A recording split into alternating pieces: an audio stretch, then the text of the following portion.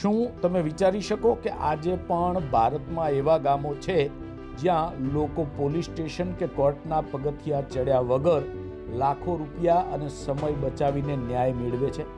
જી હા, ગુજરાતના વલસાડ જિલ્લાના ધરમપુર અને કપરાડા તાલુકાના 136થી વધુ ગામોએ આ ચમત્કાર કરી બતાવ્યો છે.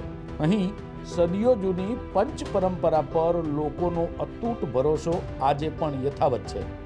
જમીનનો વિવાદ હોય કે ઘરનો ઝઘડો, અહીં કોઈ વકીલ નથી, માત્ર ગામના પ્રાણવાન વડીલો જ ફેસલો કરે છે.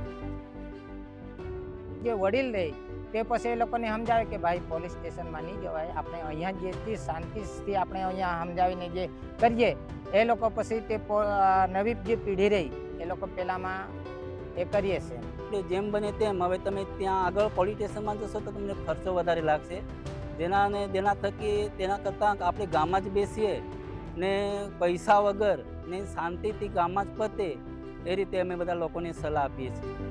નવાઈની વાત એ છે કે આ વ્યવસ્થાથી દર વર્ષે 2000 જેટલા કેસોનો કોઈ પણ ખર્ચ વગર પરસ્પર સમજૂતીથી સુખદ અંત આવે છે.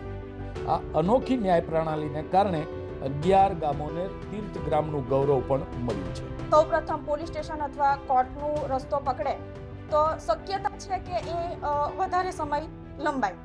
જ્યારે પંચમાં એક બેનિફિટ જોવા જઈએ તો એ રીતનું ખરું કે પ્રાથમિક દ્રષ્ટિએ સમાધાનનો પ્રયત્ન હોય. આ પરંપરા આંધળી નથી. હવે સમય સાથે બદલાવ લાવીને બંને પક્ષોની સંમતિથી લેખિત ફેસલા પર હસ્તાક્ષર પણ કરવામાં આવે છે, જેથી પારદર્શિતા જળવાય. જ્યાં આખો દેશ કોર્ટના ચક્કરોથી પરેશાન છે, ત્યાં વલસાડના આ ગામોએ સાબિત કર્યું છે કે ભરોસો અને સંવાદ જ સાચો ન્યાય છે.